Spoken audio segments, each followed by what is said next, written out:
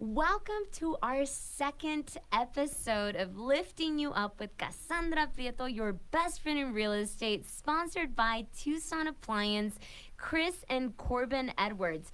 We are so excited again to be here for another show, and we have a special guest that's going to be on the mic in just a little bit. Just as a reminder, everybody, the purpose of why are we doing this? What is the mission of this Lifting You Up with Kasandra Prieto?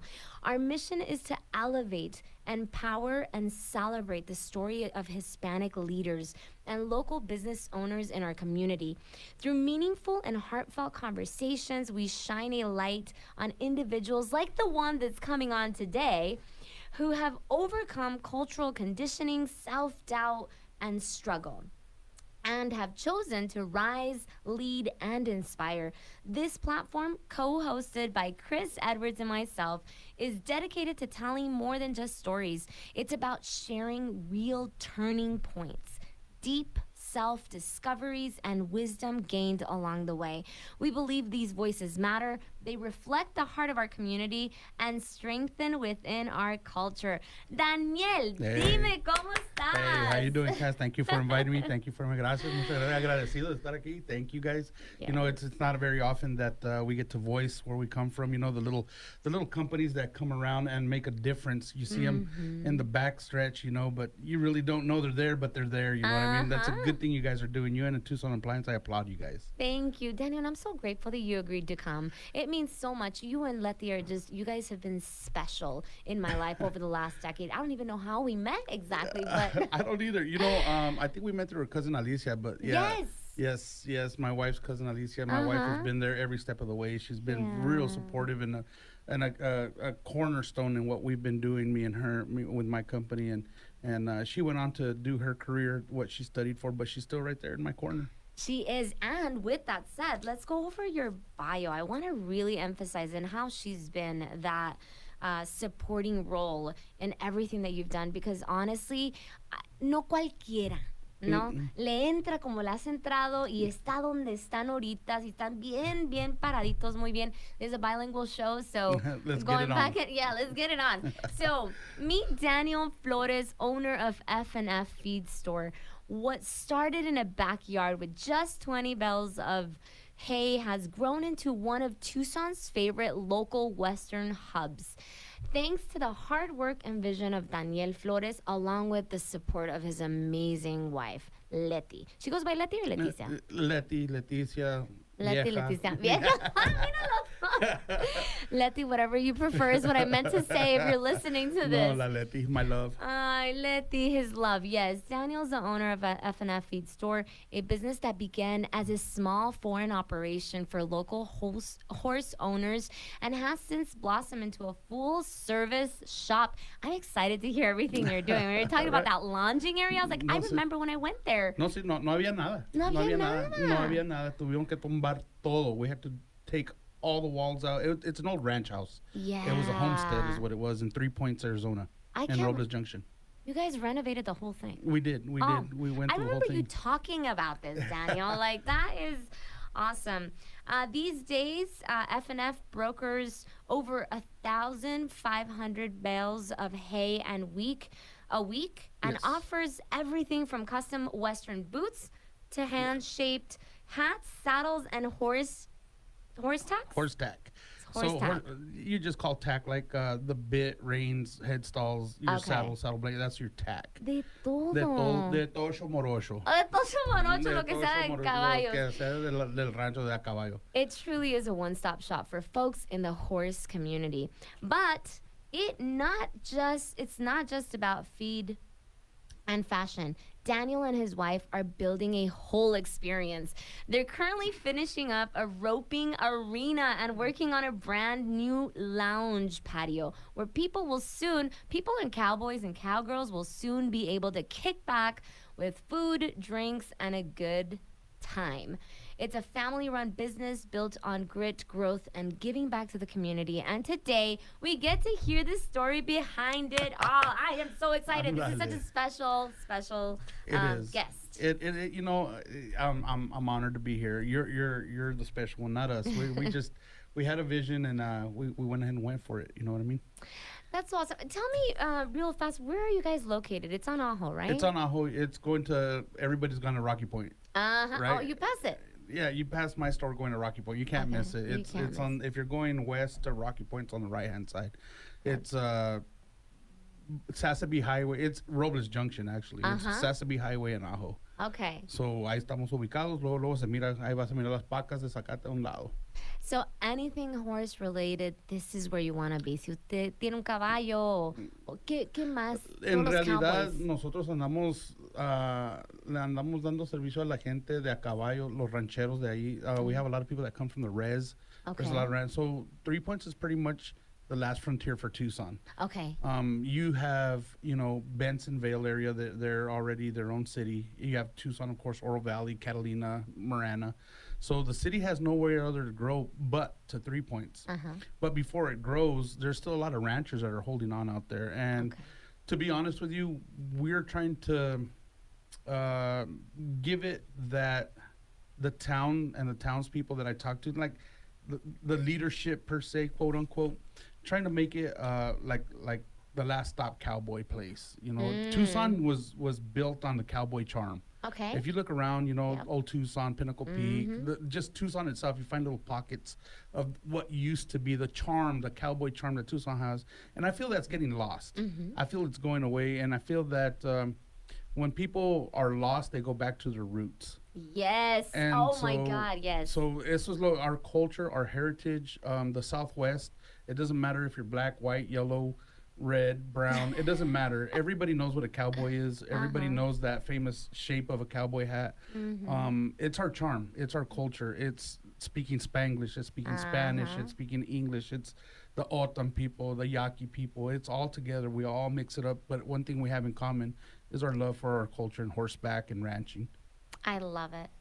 Daniel, thank you so much. I really love this insight. And for everybody that's listening, we're going to dive into our 3 questions. And I'm really excited to hear your answers, getting deep and meaningful conversations and just getting to know you on a personal level a little bit more.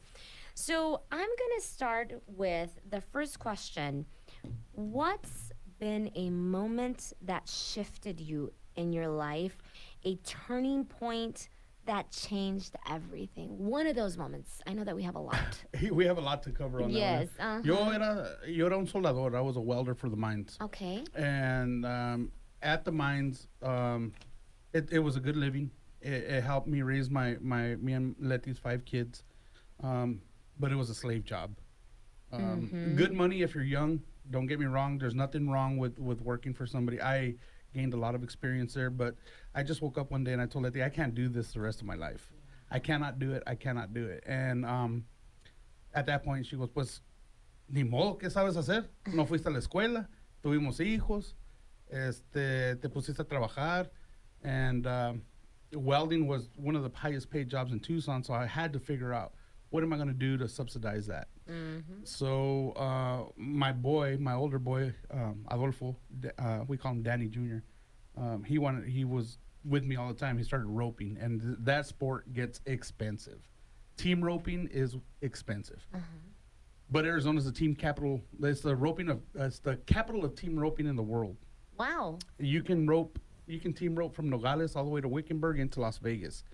And during the season when the snowbirds are here, you can rope every day as long as you have the money. It brings, the last statistics it showed, I think it brought in like 2.3 billion into the Arizona economy.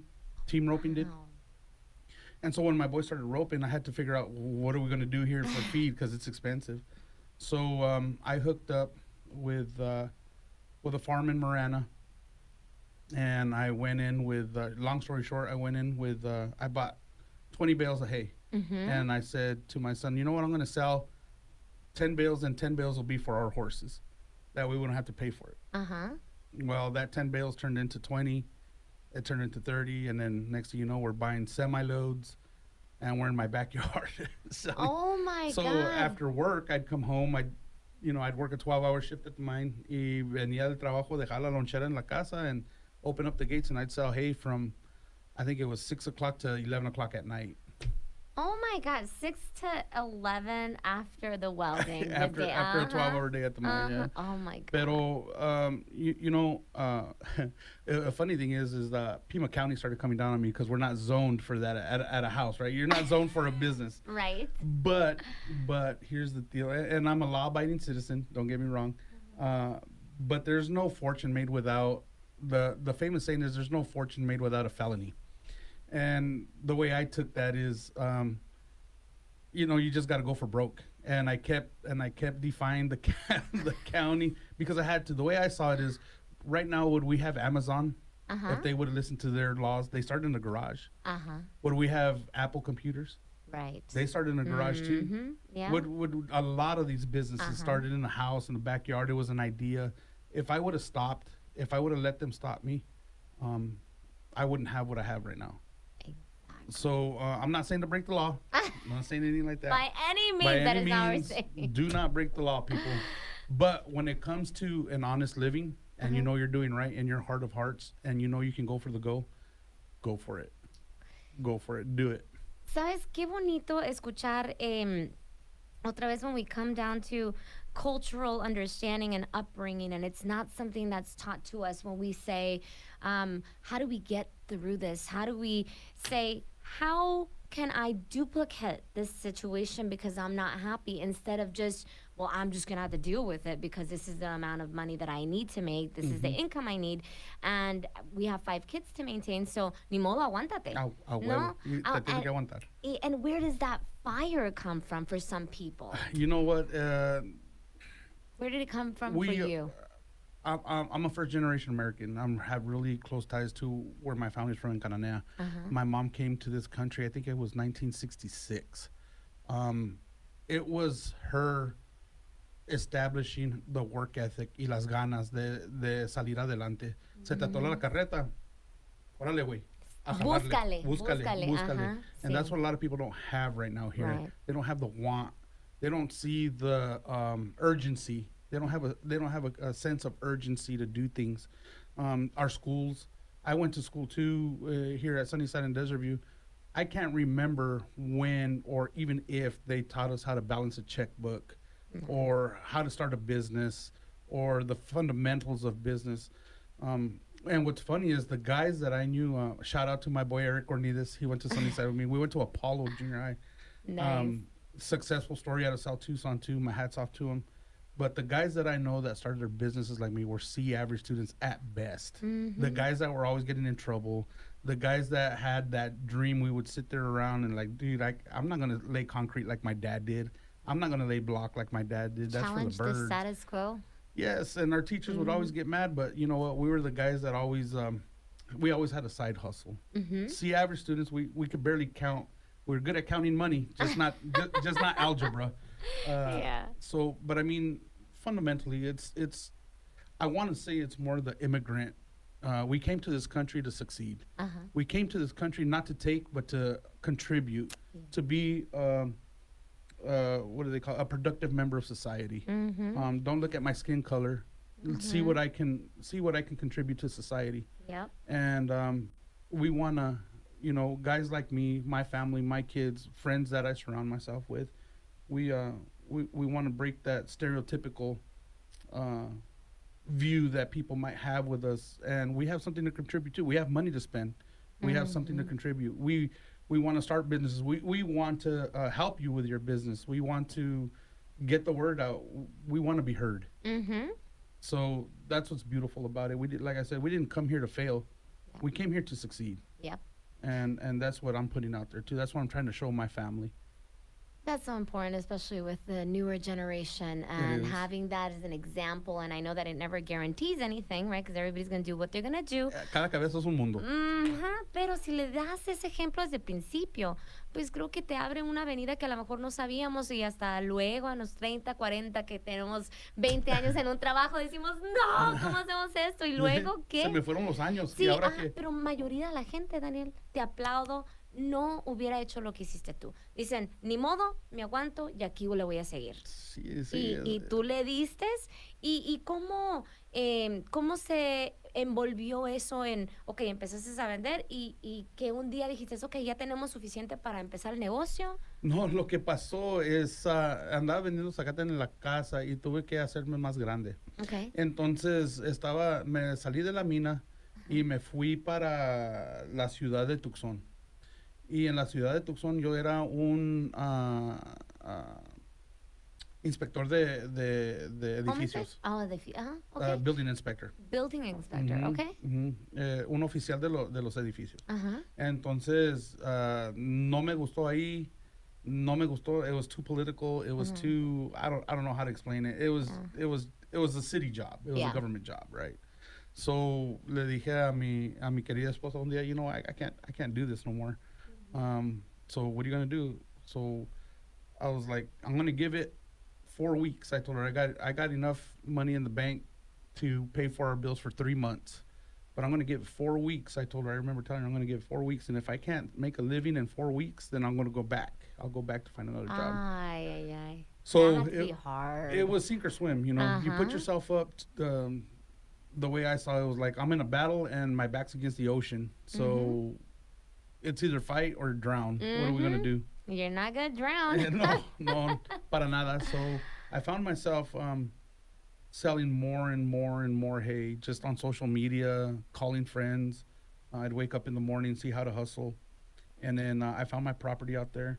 And we went from hay to grain to western wear. We have contracts with Wrangler, Cinch, Rock and Roll Denim, Resist All hats, American hats, Twister hat. We got a little bit of everything out there. And like you said, we're almost done with our roping arena. We want just a piece of that roping. Like I said, it brings a lot of money. The western wear part of it in the United States alone, I think it's the statistics last time that I read in western wear, this whole Yellowstone thing going on, you know what I mean? That whole ride. You're looking at, don't quote me, but I think it was 30 billion in the United States alone. Oh my God. And worldwide, the Western culture, wearing boots, hats, Wranglers, or whatever pants you want, it's like almost to $1 trillion worldwide because people want to copy our style from the Southwest. People want to. You go to Australia. I've met Australians that dress like us in the NFR in Vegas. Brazilians, of course, Mexicanos. All of the United States. I don't care if you're from Brooklyn or from LA. One of your family members wears boots and hat. You know what I mean? Yeah. So that's what we're getting into also. I love it. Now, second question for you is, what would you say you have learned about yourself that you didn't know? Que nunca te hubieras imaginado. O sea, por todas estas cosas que has pasado, toda la evolución, el crecimiento, ¿qué nunca pensaste que tú tenías en ti? O sea, what did you learn? En realidad, nunca pensé que se me quitara lo vulgar. Y te voy a decir la neta, vulgar? Yo era uno de esos, los soldados. Mira, no hay carrilla como los mineros y los vaqueros de Sonora. Los sonorenses y los mineros tenemos una carrilla y somos tan vulgar. Y tuve que aprender a ser como un camaleón. Hacer negocio con gente y hablar como gente. No es decir que la gente de la mina y los rancheros no son gente, pero tenemos un estilo, ¿no? Tenemos el modo de hablar entre nosotros. Nunca jamás en mi vida pensé que iba a estar sentado con la gente del rodeo, the Tucson Rodeo Board, conociendo gente de bancos, hablando con gente de alta clase. Aprendí que no son mejor que yo, aprendí que puedo estar con ellos. Es nomás aprender cómo ser, cómo hablar de negocio.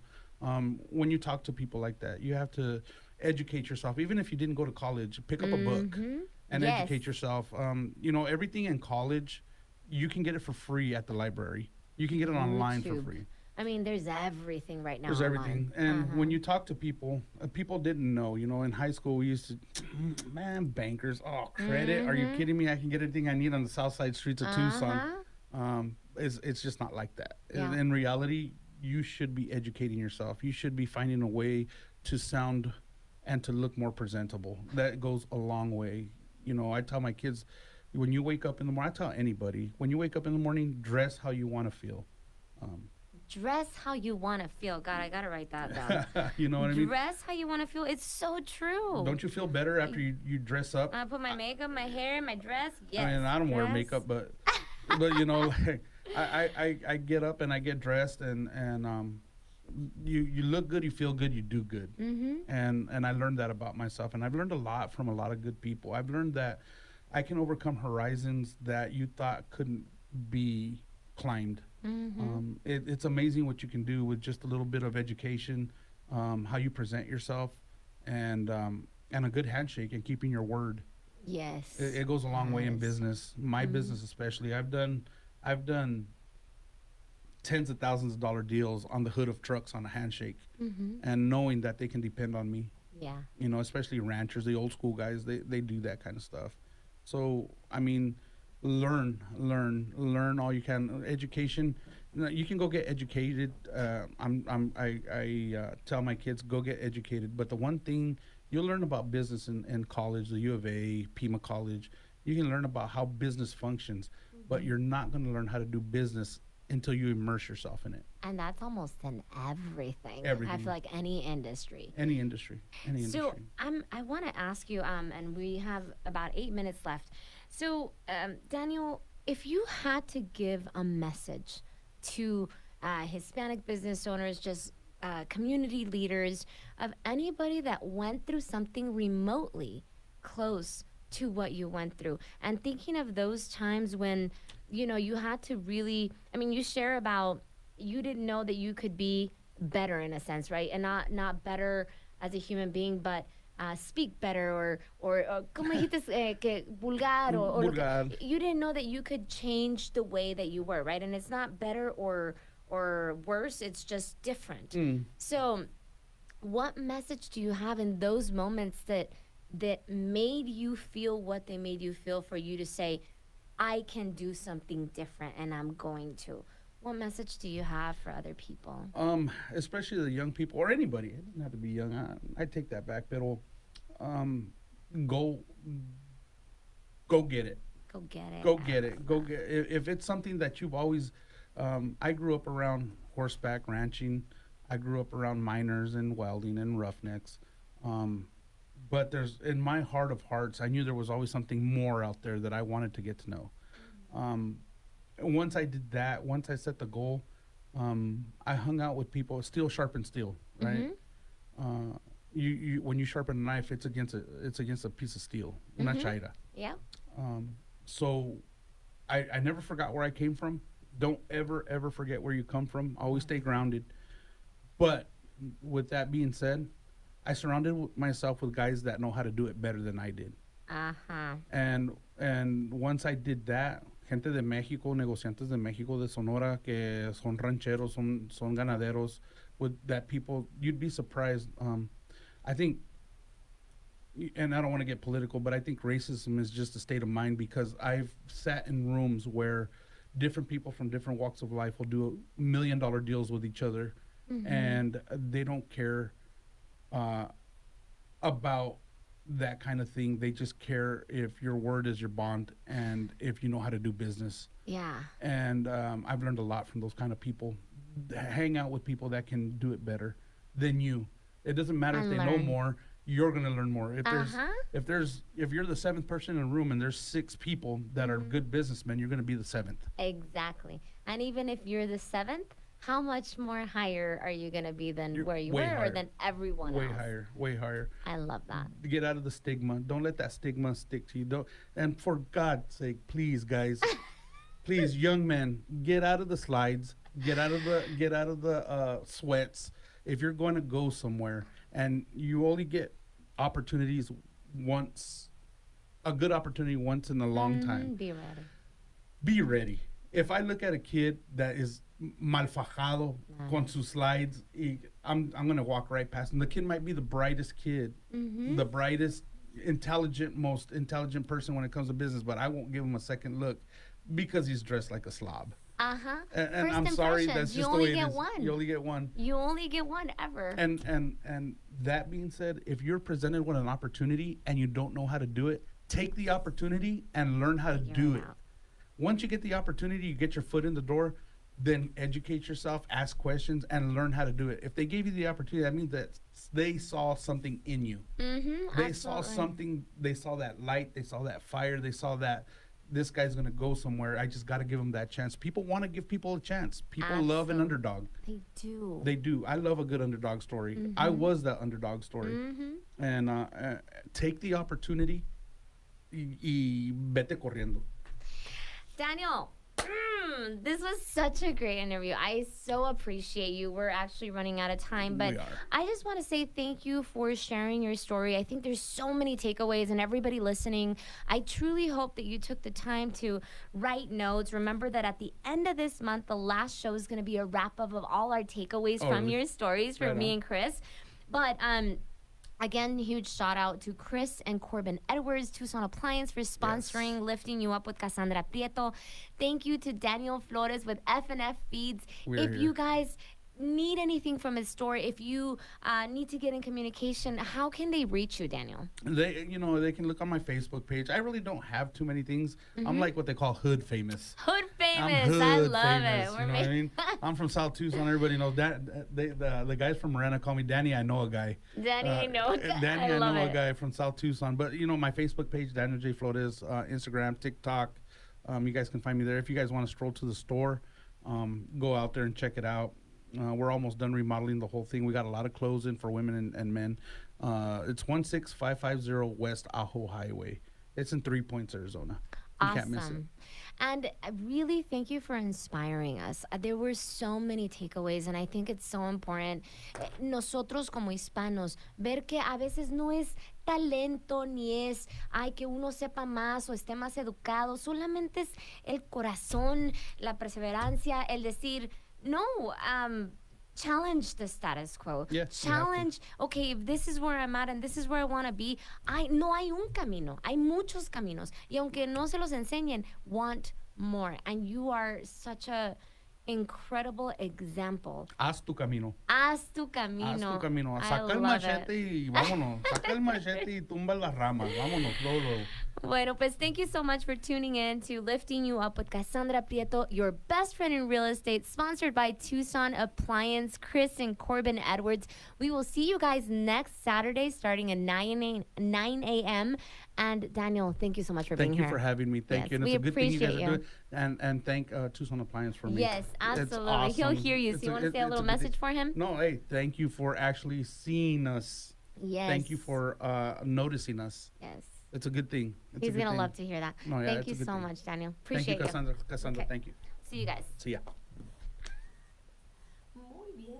Qué bien. You're like you're a